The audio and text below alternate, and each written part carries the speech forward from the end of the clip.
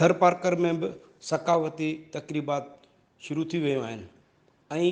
अॼु girls degree college मिठी में सकावती ॾियारो मल्हायो वियो, जंहिंमें वॾी तइदाद में शागिर्दियाणियुनि सकावती लिबास पाए शरीक थियूं। उन मौक़े ते मुख़्तलिफ़ क़ौमी गीत ऐं टेबलोज़ पिणु पेश कया विया। तक़रीब खे कॉलेज जे प्रिंसिपल प्रोफेसर राधोमल पिणु ख़िताब कयो। तक़रीब में उस्तादनि बि शिरकत कई। ॿिए पासे सिंधी सकावती ॾियारो मल्हाइण थर में सकावती रंग निकिरी पिया आहिनि ऐं प्राइवेट स्कूलनि एसोसिएशन पारां शहीद बेनज़ीर कॉम्प्लेक्स में शानदार रंगारंगी तक़रीब मुनक़िद कई वई, जंहिंमें मिठी जे मुख़्तलिफ़ 18 हाई स्कूलनि हिसो वरितो। सकावती तक़रीब में शागिर्दनि क़ौमी गीतनि ते रक़्स, टेबलोज़, खाका ऐं तक़रीरूं करे पंहिंजी धरती ऐं सकावत सां मुहबत जो इज़हार कयो। स्कूल एसोसिएशन जे सदर भैरजी राजपूत ऐं ॿियनि स्कूलनि जे प्रिंसिपल तौरु उस्तादनि ऐं शागिर्दनि इहो वचन वरितायो त असां इहो ॾियारो हर साल तारीख़ी तौर ते मल्हाईंदासीं।